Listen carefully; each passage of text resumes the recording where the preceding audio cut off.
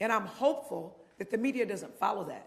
I will also say this. I was on the redistricting committee. I sat in on the meetings.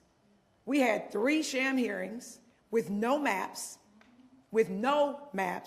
where people were forced to testify that they were neutral on the maps because of our processes, when actually, I would say about 99.9% of the people were against it.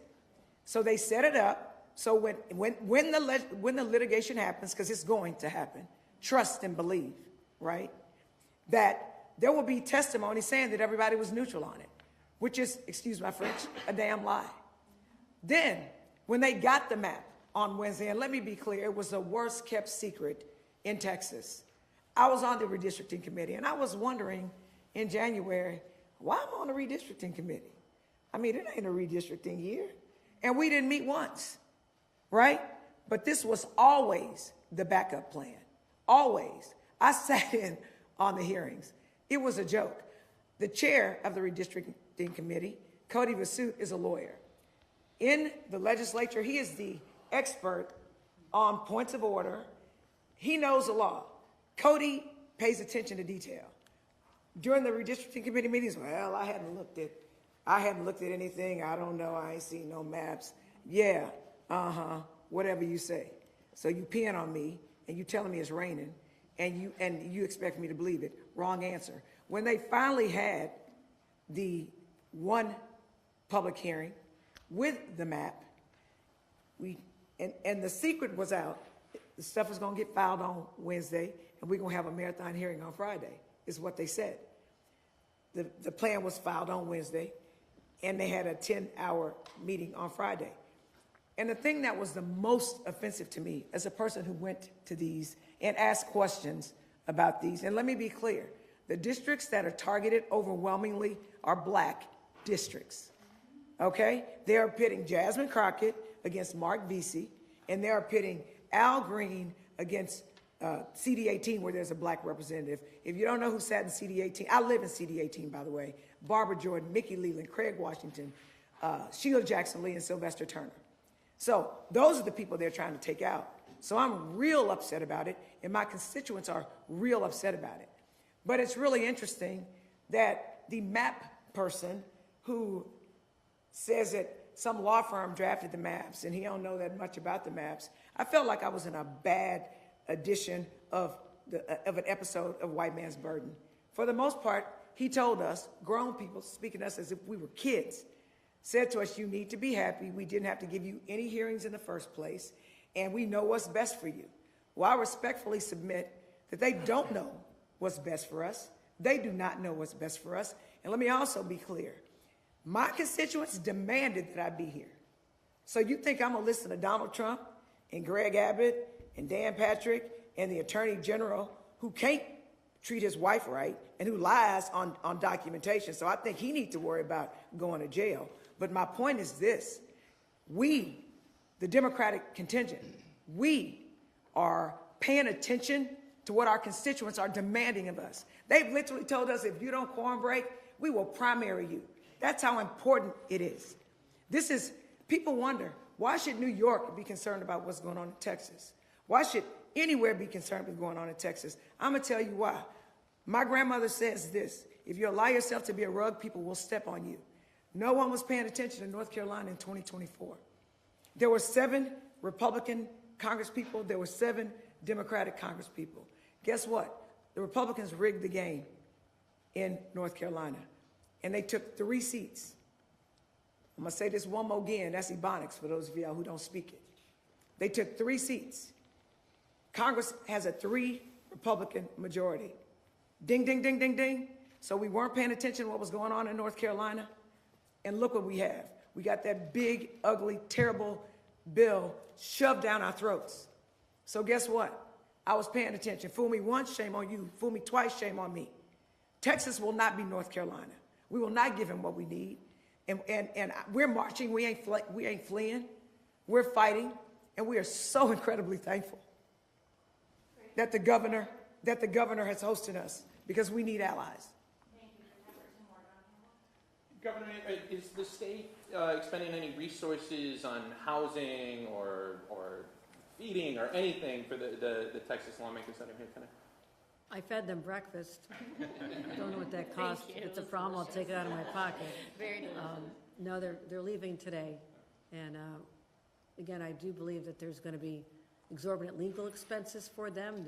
It's $500 a day fine that they're already having to deal with. And so, we're looking at mechanisms where I can be supportive on the other side of the equation, not the government side, but the political side, and encourage others to step up and invest in these brave soldiers for our democracy. And then building off Dan's question, voters did approve a clause in the state constitution that prohibits redistricting on the basis that benefits a particular party, a particular candidate. Should that stay, or should that go? We'll be having those conversations about the exact wording, but I think if you ask voters in New York how they feel today versus how they felt back then, there has been a dramatic sea change in response to the onslaught of attacks from their own government in Washington, and they've had it. As I said, they've had it with the chaos, they've had it with the cuts, and they want us as their leaders to stand up for them, and that's exactly what we're going to do. Governor, why would it be unfair to say that New York Democrats are abandoning good government and good democracy in an effort to save democracy? Well, that's an interesting question. But if that's what's called for, I will put saving democracy as my top priority at any cost, because it is under siege. Just like those who put on a uniform to fight in battles across the ages. For centuries, we've stood up and fought. Blood has been shed. This is our moment in 2025 to stand up for all that we hold dear and not let it be destroyed by a bunch of renegades in a place called Texas, which I respect these people. But we've had our battles with them, the Attorney General, the Senator. We know who we stand with. We stand with the people of this country.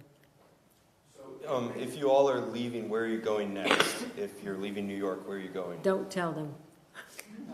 We have delegations all over the state. We're continuing to meet with Democratic governors. We're continuing to bring coalitions into the fold and educating people as to what's happening and letting them know that the rules have changed.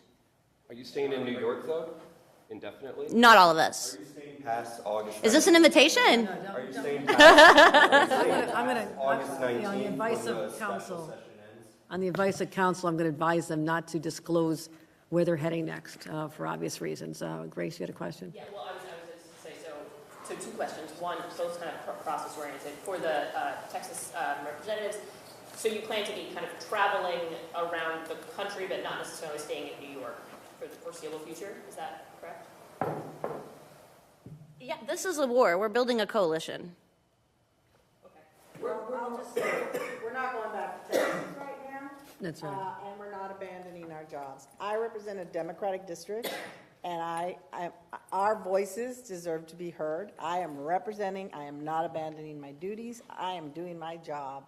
And Democrats have been shut out of the process over and over and over again, and Democratic voices have a right to be represented. And that's what I'm doing right now. I am representing my constituents, and I am doing my job and not abandoning. Could y'all not ask them, like, it's like y'all are asking them to give what their game plan and strategy is, and this is very sensitive, so I would ask that y'all allow them and give them the respect to put together their strategy without letting their opponents know what that is. With all respect, they literally said they were just leaving. They don't You need, ask where they're going next. But we also have a team. They dispatch us to wherever we go, and we go to save democracy. You said that you're kind of exploring all of the options.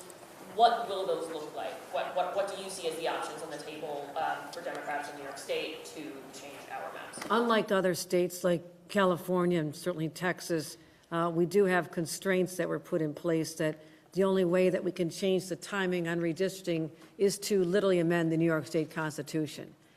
There's a process involved in that. It requires an affirmative vote for 2 consecutive sessions of the legislature. Right now we're in the 2025-26 session. So a vote in 2025 or 2026 is the first step. 27, 28 is the next session. This could literally go on the ballot in the fall of 27, and be enacted in time for the congressional races in 2028 as well as the presidential. So it is not the timeline that I would have preferred, but it does shave off 4 years from what would other be the process. But we're going to also look at litigation strategies. We're in close conversations about options there. And so I would say this, we're considering all options right now. All right, thanks, everybody. Appreciate it. Speaker, you earlier said that you're asking editorial boards, I think you said a few moments ago, shouldn't ask you to quote-unquote play fair. So just so I have this straight, or just so I'm clear, are you and the governor, are you saying that your plan is to quote-unquote not play fair just because in Texas they're not playing fair? Are you concerned about a slippery slope? The point that I'm trying to make is Democratic states have gone to independent redistricting commissions, and they're so, or say nonpartisan. In politics, there's no such thing as nonpartisan. So all I'm saying is I think it's difficult to ask New York, California, and other Democratic-leaning states to play nonpartisan while the Republicans play very partisan. That's the point I'm making. Are you all staying past August 19th out of Texas? Are you going to remain out of Texas?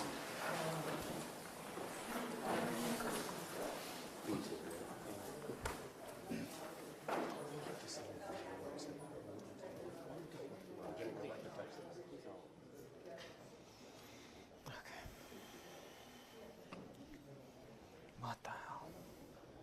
I don't know if we're going to be able to get anyone, but I'll head out there so they'll probably do it. You want me to follow you? Okay. Or you going to? People get excited. See you in a bit. Thanks, guys.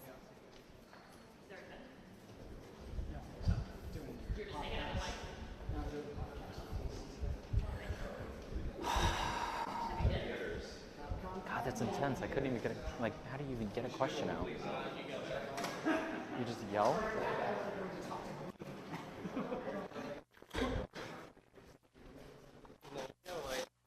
Yell a question? I mean, yeah, at the very end, yeah. Oh my God. But you also have to have a relationship with the woman. I don't know why. It would have been better if they sent Tom to see and hear shit. He might still get communication. I don't think we're going to get these lawmakers. I think they will probably... Not.